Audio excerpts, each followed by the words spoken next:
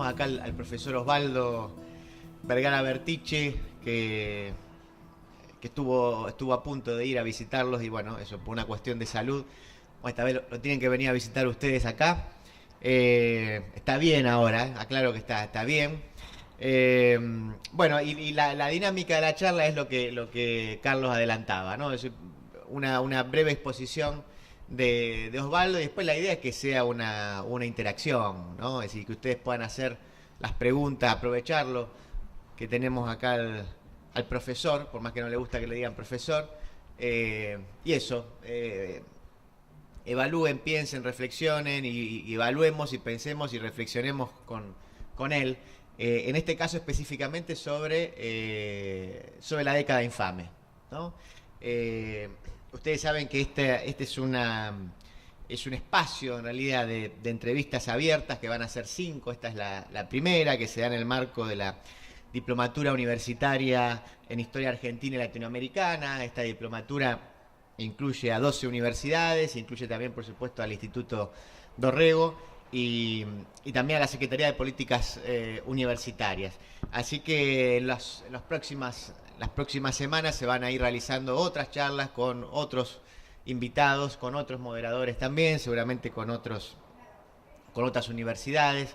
Pero bueno, particularmente también, como diría Carlitos, me alegra mucho estar con compañeros de Jujuy y también provincia, a la que siempre que puedo trato de hacerme una escapada. Hago una brevísima presentación de Osvaldo. A él le gusta simplemente que lo pensemos como un miembro del Instituto Dorrego, un autodidacta, ¿sí? Con una trayectoria increíble, charlábamos recién antes de entrar acá, los diferentes caminos de la vida de Osvaldo, pero sobre todo también le gusta que lo piensen y lo referencien como un militante político, ¿sí? Que además se ha dedicado, por supuesto, a, insisto, un sinfín de aspectos, entre ellos, por supuesto, la historia, especialmente en los últimos 30 años, y que a partir de ello ha hecho, pueden encontrarlo, libros, artículos. Yo recuerdo, bueno, les cito algunos de los que tomé nota, pero tiene trabajos sobre Manuel Ugarte, sobre Mansi, sobre Discépolo, sobre Carrillo, etcétera. Así que, bueno, me imagino que ustedes lo conocerán, quizás de algunos de los videos que circulan ahí por internet también, algún programa de televisión, bueno, en fin. A ver, déjenme, ya que tengo el micrófono y que me gusta hablar, un último minuto Acá hay futuros historiadores y hay historiadores, seguramente se van a enojar conmigo, pero a mí me gusta pensar esa frase. Yo tengo la formación de filósofo, así que déjenme despuntar el vicio y jugar la interna entre filósofos e historiadores, pero me gusta esa frase de Nietzsche de que no hay hechos, sino que hay interpretaciones. No hay hechos, sino interpretaciones. Y insisto, yo sé que los historiadores me van a saltar al cuello, pero haya hechos o haya interpretaciones, digamos, lo cierto es que los hechos o las interpretaciones que nos vienen contando generalmente son los hechos y las interpretaciones que observan o que hacen determinados sectores de la sociedad, con determinados intereses, con determinada visión acerca de la economía, de la política, del país, del presente, del futuro, del pasado. Y resulta que existe otra historia, existe otro proyecto de país, otra mirada del país, otra mirada del futuro.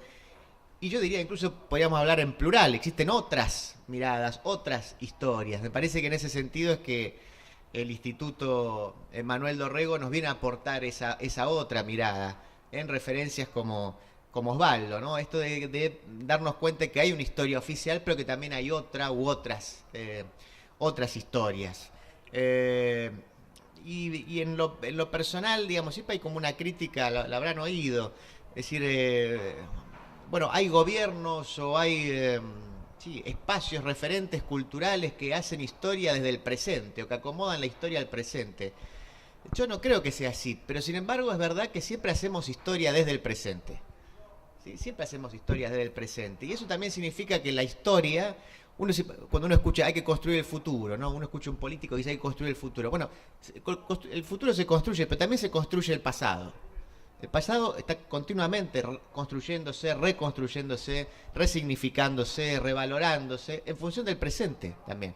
Eso no quiere decir que cambiemos las cosas que ocurrieron. Las cosas que ocurrieron, pero sin embargo adquiere una nueva significación. Bueno, yo tengo la pretensión de que en este espacio de charlas tengamos la posibilidad de un encuentro de estas otras historias, de esta posibilidad de resignificar, de revalorar, de repensar algunas cosas que ocurrieron, que por supuesto ocurrieron, pero eso que ocurrió también está sujeto a interpretaciones.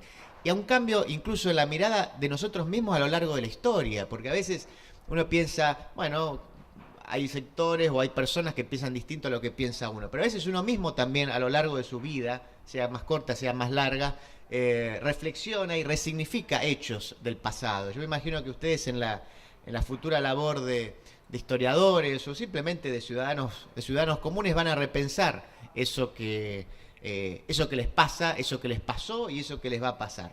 Así que bueno, no interrumpo más, no hablo más, lo quiero escuchar a Osvaldo. Insisto, Osvaldo va a charlar un rato, va a hacer una exposición sobre la década infame y después la idea sería que yo simplemente les alcance el micrófono a los que quieran hablar. Bueno, muchas gracias.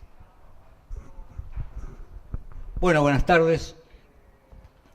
Es un gusto al final encontrarnos, a pesar de que no pude estar en Jujuy, que me hubiera gustado mucho más. No faltará la ocasión de volver a ir a esa ciudad de Jujuy, a esa provincia que hoy merece un desagravio, porque hay quienes o quien ha planteado para ustedes, para el noroeste argentino, el Plan Belgrano. Y el único Plan Belgrano válido es aquel que Manuel realizó en el Éxodo, en defensa de la patria. Y digo esto porque también hoy es necesario hacer otro desagravio. Porque ayer fue 8 de octubre. Y ayer se cumplieron 120 años del nacimiento del coronel del pueblo, del general de la nación, Juan Domingo Perón. Pero también ayer se cumplió un aniversario de la aprobación del Estatuto del Peón en 1944. Y entre ese cumpleaños y ese otro aniversario del Estatuto del Peón,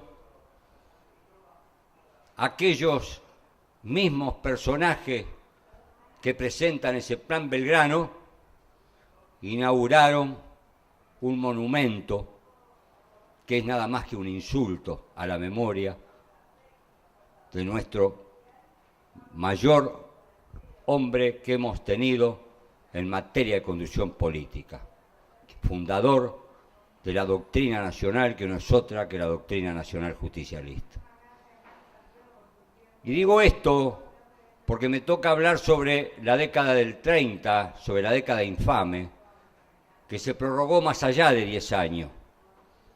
Una década que comenzó el 6 de septiembre de 1930, pero que realmente termina en una jornada que fue la del 4 de junio de 1943, que al decir de Perón, ese día se prendió la chispa que encendió la hoguera del 17 de octubre de 1945.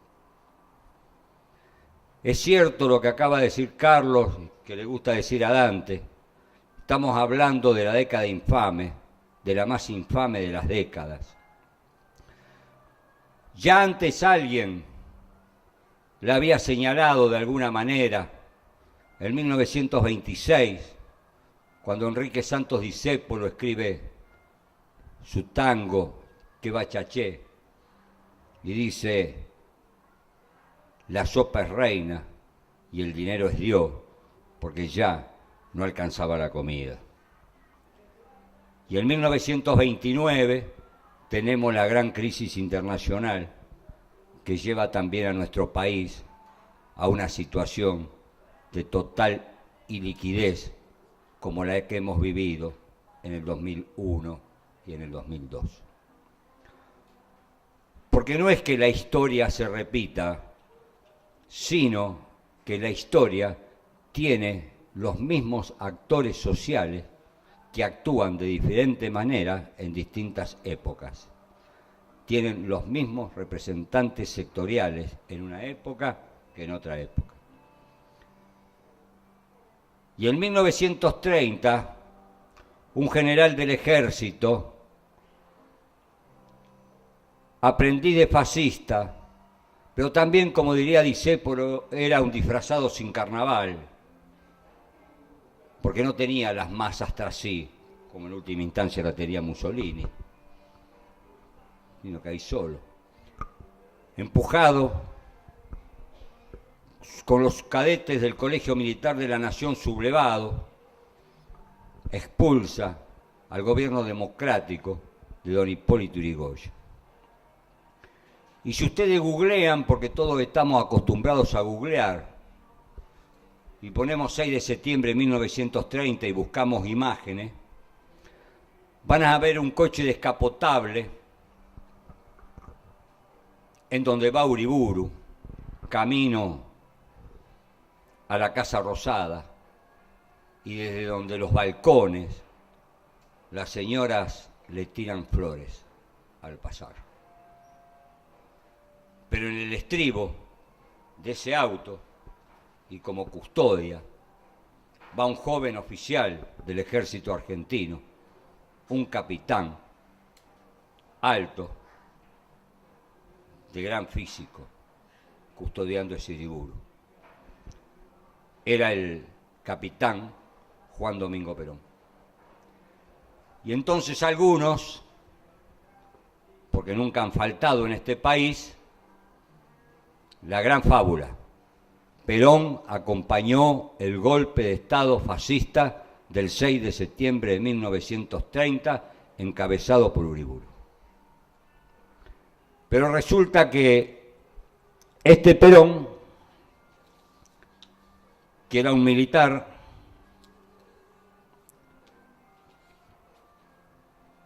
dice, y me esperan un segundito porque vale la pena leerlo, dice por ahí, cuando le envía al Movimiento Nacional Justicialista una nota por la muerte del Che Guevara, Perón dice, he leído algunos cables que pretenden presentarlo al Che como enemigo del peronismo. Nada más absurdo. Suponiendo que fuera cierto que en 1951 el Che haya estado ligado a un intento golpista, ¿qué edad tenía entonces?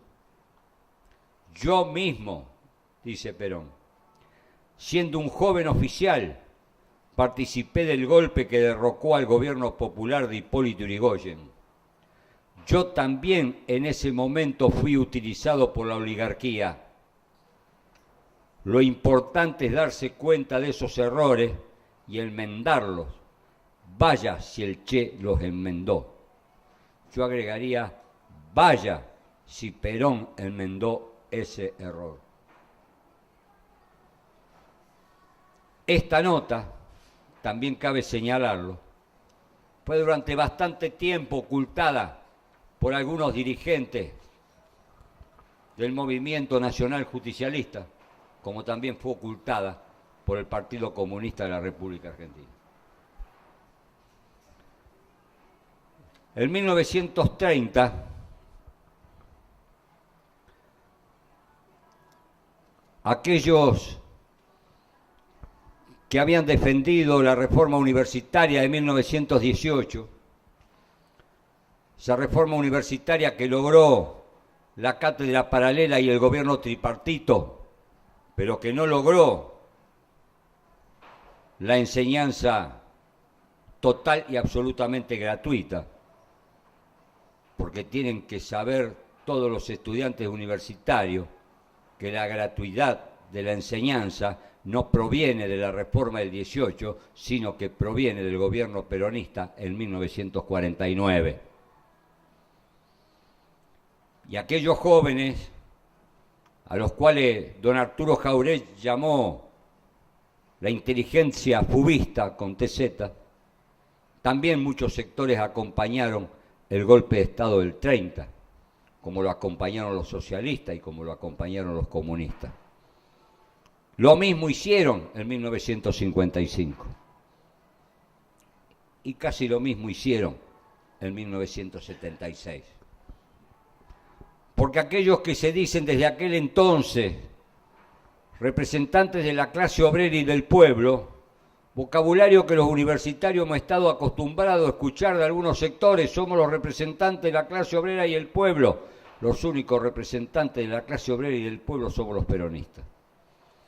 Y esto no significa ser dogmático. La realidad no es dogmatismo. Y en el 30 se conjugaron todas esas fuerzas para derrotar a Hipólito Yrigoyen.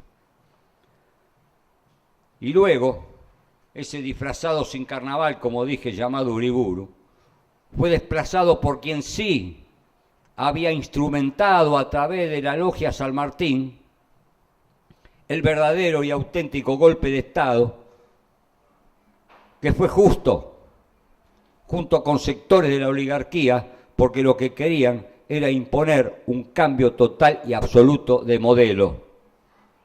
¿Suena en nuestros oídos y en estos tiempos, cambiemos el modelo?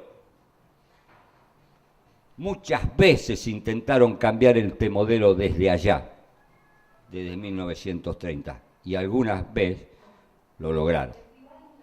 Y en 1955 tampoco tenemos que olvidarnos que recibimos la derrota estratégica. Nos golpearon por muchos años.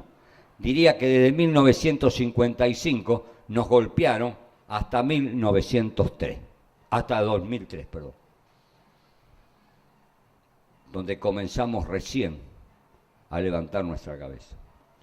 Y ese gobierno de la década infame, en donde aparecieron las ollas populares en las calles, en donde un informe de la Policía Federal Argentina dice que en 1933 hubo 2 suicidios por día, 2 suicidios por día, también lo dice Discépolo, Casal Bufoso y chau, vamos a dormir, suicidate, no había alternativa. 2 suicidios por día. Pero también se suicidan en esa época figuras reconocidas. Horacio Quiroga, Lisandro de la Torre, Alfonsina Storni, Leopoldo Lugones.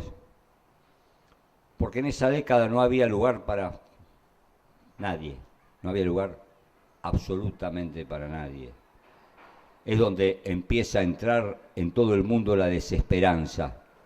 Y hay algunos, como Discépolo, como Jauretche, como Homero Mansi, como Scalabrini Ortiz, que en vez de desesperanzarse, se esperanzan a través de la lucha militante en Forja.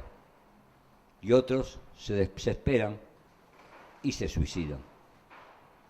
Pero esto marca lo que significó 1930 al 43. En esos tiempos fueron los tiempos de los mayores negociados que conocemos. Fueron los tiempos de los negociados con la CHASI, con la CADE, con la Compañía Argentina de Electricidad. Fueron los tiempos del negociado con las tierras del Palomar, de la cual participó un señor diputado demócrata progresista que se llamó Noble. ¿Saben quién es Noble? El que fundó el diario Clarín. ¿Nos suena? Que ya hacía tiempo, desde allá, que venían negociando con Justo para terminar negociando con Videla, Macera y Agosti y quedarse con papel prensa. Por eso digo que son los mismos actores, en distintas circunstancias históricas. Por eso creo que la necesidad de conocer a fondo nuestra historia para poder evaluar el presente y poder construir el futuro. Pasaron algunas otras cosas. Se creó el Banco Central de la República Argentina. Se creó un Banco Central de la República Argentina para dejarlo en manos privadas, para dejarlo en manos de los banqueros, para que ellos fueran quienes determinaran cuál era nuestra política monetaria, y no hay soberanía si no hay soberanía monetaria. Y ese Banco Central de la República Argentina recién fue nacionalizado en tiempos de Perón. Y cuando apareció Prebisch en 1955 nuevamente, marcha atrás, y recién cuando lo pudimos sacar casi a patada en los últimos tiempos al presidente del Banco Central, pudimos modificar la Carta Orgánica y hoy utilizamos las reservas para pagar una deuda que no la contrajimos nosotros. En esos tiempos también apareció el gran negociado de las carnes, ese que denuncia a don Lisandro de la Torre, en donde el frigorífico Sui y el frigorífico Armour se llevaban los cajones llenos de plata de los frigoríficos y de los ferrocarriles. Todo esto pasó en la década del 30. ¿Pero acaso cuestiones similares no pasaron del 76 al 83 y acaso no pasaron en los tiempos del neoliberalismo, del menemato? Hemos tenido que venir a resolver todas esas cuestiones que quedaron pendientes. Tuvieron que negociaron en el pacto Roca-Runciman, un pacto de entrega de nuestra soberanía a los ingleses. Pero claro, es el sector que siempre apoyó a los ingleses. Es el mismo sector que en 1806 y 1807 aplaudió a las tropas inglesas que entraron en Buenos Aires y que fueron expulsados cuando tuvimos un pueblo en armas, comandados por el regimiento de Patricio de don Cornelio Saavedra. Son los mismos sectores. Son los mismos sectores que hoy pregonan por los cuatro costados que hay que pagarle a los fondos buitres. Son los mismos sectores estos que nos endeudaron también en el 30 y que nos pusieron de rodillas frente al Imperio Británico. Por eso el 4 de julio de 1943 las cosas cambian. No solo finaliza la década infame, también, como diría Discépolo, comienzan los días en Technicolor, porque llegamos al 24 de febrero de 1946 con el triunfo de Perón, y otra vez hasta 1955, en donde ahí, frente a una década infame, tuvimos la primera década ganada. Y ya vamos por la segunda y larga década ganada del 2003 en adelante. Y por eso, esta vez, no podemos volver ni siquiera a empatar. Ya no hablo que no podemos perder, ya no podemos ni empatar, sino que tenemos que volver a ganar, para seguir en la inclusión, para seguir viendo, como vimos hace poco, que hay universidades como la de Roque Sáenz Peña y me imagino como la de ustedes en Jujuy. Yo también fui estudiante universitario. ¿Y quién se le podía ocurrir? Yo estaba en la Universidad Nacional de Rosario. ¿A quién se le podía ocurrir que iba a haber una universidad por ahí, en alguna provincia del interior? No se nos ocurría. Y hoy existen.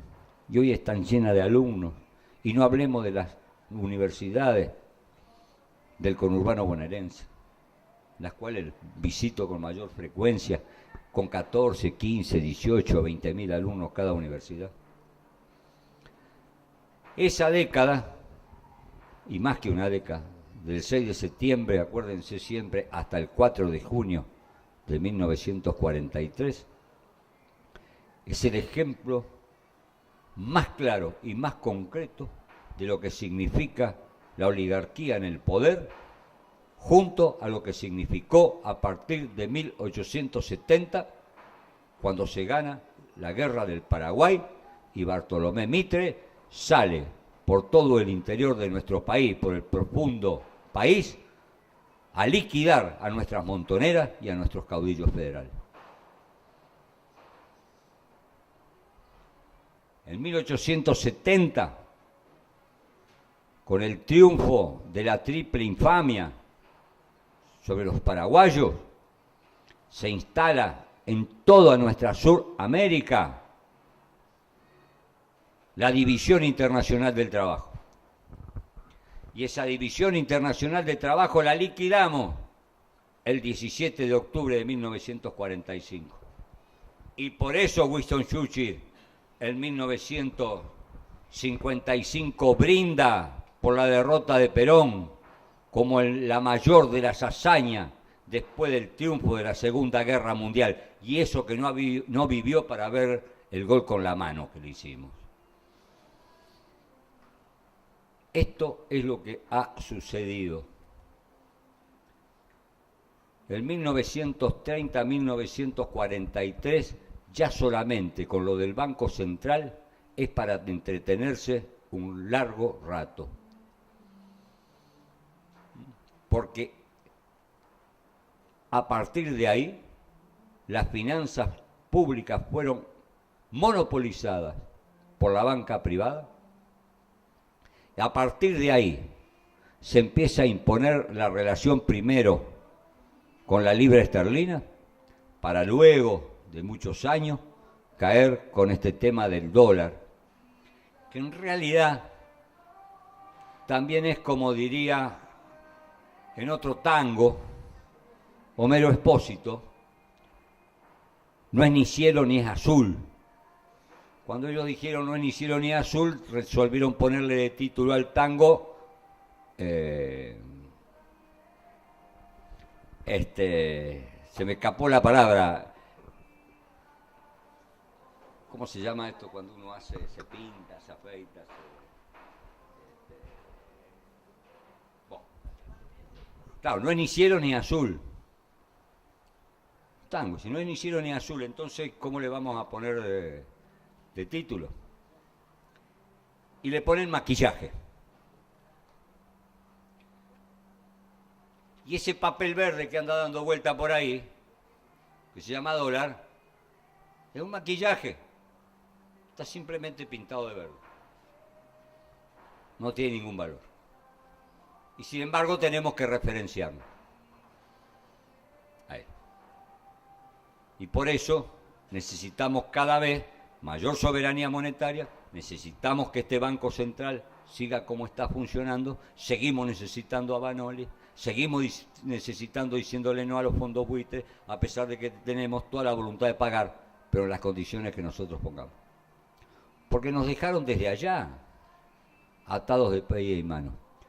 Nos dejaron desde Rivadavia en adelante, de este individuo llamado el sapo del diluvio, que nos ató con la Braden Brothers, que terminamos pagando el crédito 100 años después. Y que el Banco Central en realidad se estructura en Londres a través de un señor llamado Niemeyer, que estructura el Banco Central de la República Argentina. Cuando aquí había una caja de conversión, que era la que manejaba nuestro dinero, la que manejaba junto al Ministerio de Economía, nuestra economía. Y esto es lo que hicieron. Entonces, si ustedes empiezan a sumar, tenemos no solo el golpe militar antidemocrático y profascista, no solo luego conjunto la oligarquía en el poder, sino los negociados, la creación del Banco Central, el pacto Roca-Runciman, Y algo más que aparece. ¿Qué aparece? La picana eléctrica. Aparece la picana eléctrica en los sótanos de la Policía Federal, acá en Buenos Aires, de la mano del hijo de Leopoldo Lugones. De ese que ya había dejado de ser nuestro gran poeta para convertirse en el discursiador de los militares, hablando que había llegado la hora de la espada. Pero por suerte, Forja también nace en esa época. Y ahí aparecen los cuadernos de Forja. Y ahí aparece Scalabrini, Caureche, Mansi, escribiendo, haciendo discursos, movilizaciones en la calle. Y nos demuestran que éramos objeto del coloniaje, porque había transformado la Argentina en esos años en una semicolonia. Se había transformado en el simple granero, en la simple huerta, productora de materia prima, para que después los ingleses nos vendieran los pulóveres. Como ya lo habían hecho después de 1870, con Mitre, cuando liquidamos todas las economías regionales y liquidamos cientos de telares en el norte. En vuestro norte liquidaron cientos de telares que exportaban y que de la mano de Mitre los liquidaron. En esos tiempos, previo a 1870, en el noroeste argentino e incluso en Cuyo, no existía la desocupación. Porque una expresión que no corresponde, pero La Rioja fabricaba mulas para que en el norte las mulas trasladaran la mercadería y se iba hasta Bolivia y hasta el Perú, y nuestros telares funcionaban y se exportaba, no había desocupación. Pero ¿qué pasaba? Que después de Mitre y luego con la década infame se vuelve a hacer lo mismo, o sea, se vuelve a liquidar las economías regionales. Y vuelve a aparecer el hambre y la desocupación en estas provincias, fundamentalmente en las provincias del noroeste argentino. Y lo dice Homero Mansi, santiagueño él, nacido en Añatuya, refiriéndose a Santiago como se podría referir cualquiera de ustedes a cualquiera de las provincias del noroeste. Y dice: Santiago del Estero no es una provincia pobre, es una provincia empobrecida. Se las habían robado. Eso es lo que quiere decir Homero Mansi refiriéndose a Santiago del Estero. Entonces, esto que nos pasó hay que tenerlo en cuenta para saber lo que nos pasa y también prever lo que nos puede pasar. Porque si hay algo que no podemos hacer es retroceder. Por eso cuando me refería a la inauguración del monumento de ayer, el monumento fue inaugurado por Mauricio Macri Blanco Villegas. Digámoslo completo. Porque si no parece que Mauricio Macri, también refiriéndome a un tango, era hijo de Giuseppe el Zapatero. Que el padre, todo el tiempo arreglando zapatos para que su hijo fuera profesional universitario. Y él tuvo la suerte de ser Franco Macri, de ser albañil, a ser un autopartista importante, dueño de Sogma. No. Mauricio Macri no es Mauricio Macri. Mauricio Macri es Mauricio Macri Blanco Villegas, hijo por vía, nieto y bisnieto por vía materna de nuestra oligarquía.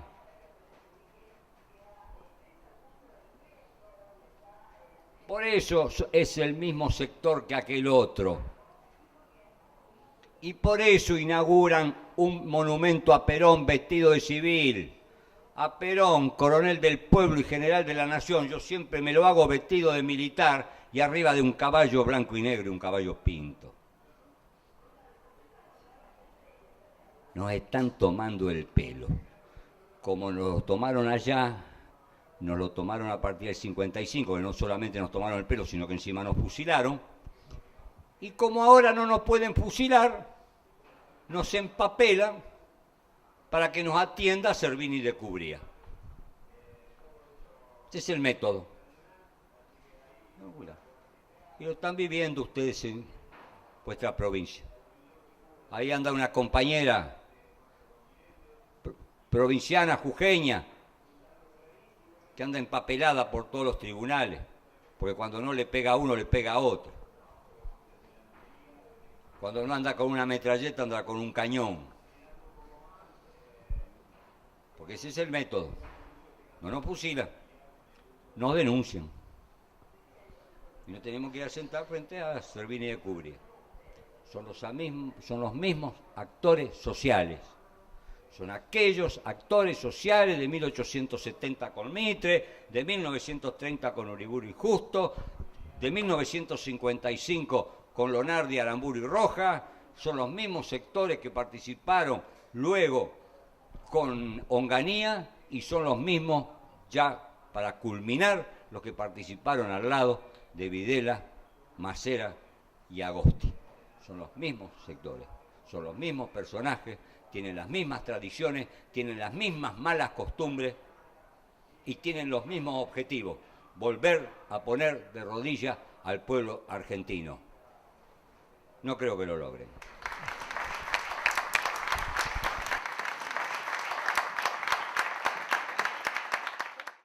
¿Qué hay de cierto que Forja, bueno, aparte de denunciar el tratado, el pacto Roca-Runciman, también tuvo muchísimas conexiones con el coronel? O sea, entablaron muchos diálogos con Juan Domingo Perón acerca de lo que tenía que venir. O sea, de las políticas sociales, las políticas públicas que tenía que entablar el coronel. ¿Hay algo de cierto de eso? ¿Sí?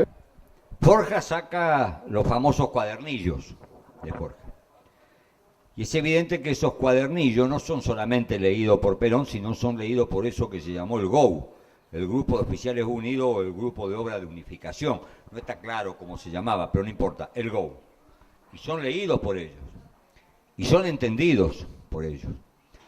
Porque este grupo de jóvenes militares, en donde estaba un coronel del ejército como Perón y otros coroneles, que evidentemente el golpe lo dan con sus jefes, lo dan con Rausum, que duró 24 horas en el gobierno, con Farrell,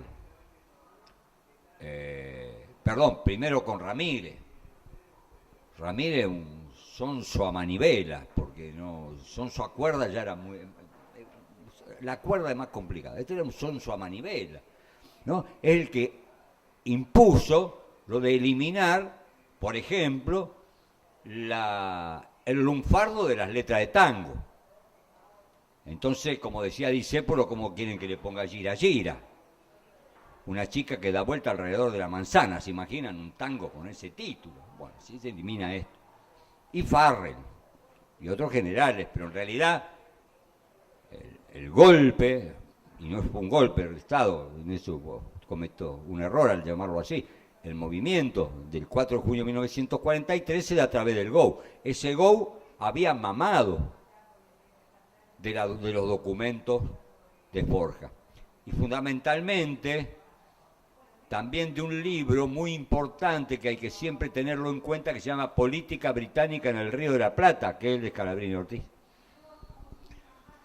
Porque ahí establece justamente el rol de los británicos que tuvieron en el Río de la Plata, que no fue solamente entrar a Argentina a sus productos, fue inventar el Uruguay como el estado tapón entre la Argentina y Brasil. O sea que el GOU tuvo muchísimo que ver, porque quien tuvo que ver por detrás del GOU fue Forja. Sí, esto tiene que quedarnos claro. Y los cuadernillos de Forja todavía se los puede leer. Hay un método, un sistema, interlibrerías universitarias, y la Universidad de Lanús ha reimpreso todos los trabajos de Forja y ha reimpreso los trabajos que tanto Jaureche como Scalabrini Ortiz escribían en la famosa revista ¿Qué? O sea que en cualquier universidad se puede llegar a conseguir el material que tiene justamente la Universidad de Lanús sobre ese tema. También hay que saber otra cosa, que cuando Perón concurre al hospital militar, ahí conoce a un médico que se llamó Ramón Carrillo, santiagueño, como Mansi, amigo de Mansi, amigo de la gente de Forja, que se convierte en el primer ministro de Salud de la Nación y que revoluciona la salud pública en la Argentina. O sea que evidentemente el peronismo, o antes del peronismo, Perón personalmente se nutre de todos estos sectores. Carrillo lo que había logrado hacer es que, como en ese entonces el servicio militar obligaba a los jóvenes de todo el país a ser revisados, Carrillo tenía todas las fichas de salud de todos los jóvenes argentinos. Y ahí Carrillo es donde verifica que las enfermedades no son productos de los pobres microbios que andan dando vueltas, sino que las enfermedades son producto de la miseria y del hambre. Y eso es lo que él le transmite a Perón, y eso con lo que se pone de acuerdo con Perón y logra ser luego el primer ministro de Salud de la Nación. Porque hasta el momento en que llega Perón, este país tenía una Secretaría de Hacienda y una desconocida Dirección de Salud, porque era más importante en la Argentina de los años 30 la salud de una vaca que la salud de un ser humano. Esta era la política de la oligarquía. Mencionabas actores y sectores, o sea, grupos que siempre han estado actuando en todo momento histórico, en cada etapa han estado, ¿no? Entonces, yo recordaba que en la década del 30 habla de fraude patriótico, ¿no? De cómo se cometía, se hacía fraude para ganar, y ellos de esa manera proteger al pueblo, porque decían que el pueblo ignorante no podía votar, digamos, no estaba preparado para votar. Entonces pensaba en los acontecimientos de Tucumán que ocurrieron hace muy poco tiempo, que también se habló de fraude, y pensaba también, te quería preguntar, ¿qué nos puedes decir? Porque decían, por ejemplo, que el noroeste siempre gana el peronismo, porque somos negros, porque hacen clientelismo, porque no somos o sea, habrá un voto barbárico y voto ciudadano, y bueno, todas esas cosas. Te quería preguntar, ¿tiene mucha relación ese pasado, ¿no?, con esto que hemos vivido en los últimos tiempos? El voto tiene que ser calificado. Tienen que votar los que saben, tienen que votar los que tienen. Ese es el concepto. Y entonces, lo hicieron durante la década del 30. El fraude patriótico. El fraude patriótico, pero el fraude patriótico no es el de Mansur en Tucumán o el del negro Capitanich en el Chaco. El fraude patriótico es el de la oligarquía. Ellos son los inventores del fraude patriótico en la Argentina. Y ese fraude patriótico los llevó a que iban a volver a imponerlo en 1943, llevándolo a Patrón Costa, a un vecino de ustedes, salteño, a Patrón Costa, como candidato a presidente para seguir con el fraude patriótico. A un tipo que no solamente era un oligarca más, era un tipo que había ordenado matar a un peón de su campo porque lo molestaba mientras él dormía la siesta porque el otro estaba laburando. Ese fue Patrón Costa. Y entonces ese grupo de oficiales del ejército dice: hasta acá llegaron. El grupo, el GOU, hasta acá llegaron, se les terminó. Basta, la entrega es total, el fraude es total, y encima volver, ya no con un tipo como Ortiz, conservador, no, con un oligarca de alto vuelo, como era Patrón Costa. Como, es lo mismo que si hoy, es porque llegaron tarde, es lo mismo que si hoy nos quieren imponer de presidente de la nación argentina al CEO, como se dice ahora, de Arcor, nuevo presidente de la UIA, que está muy ofendido porque resulta que queremos investigar qué ha pasado con las empresas en la dictadura. Son los personajes. son los mismos. Son los mismos. Entonces, lo que vos me decís de Tucumán, la laraca de Tucumán, la laraca de Chaco y la laraca que vamos a ver el 25 de octubre a la noche, es porque en el fondo este sector, y hagamos cargo, compañeros, nos odian. Nos odian. Y vuelvo a repetir, el odio los llevó a los fusilamientos del 55. Y el odio nos lleva a empapelarnos. Pero nosotros también aprendamos de una canción de Leonardo Fabio, que dice: yo odio a la oligarquía como se debe. Yo personalmente odio a la oligarquía como se debe. Porque ha sido lo más dañino, lo más nefasto, lo más trágico que ha pasado por este país. No nos olvidemos de algunos detalles que ahora vuelven de alguna manera a repetirnos. Le cambian los nombres, barrios de emergencia, asentamientos irregulares. En la capital federal, en la época de Onganía, se tapió las villas, se las escondió detrás de un largo muro. Nosotros también hemos tenido nuestros Donald Trump levantando murallas. Eso es lo que tiene. Ese es el odio.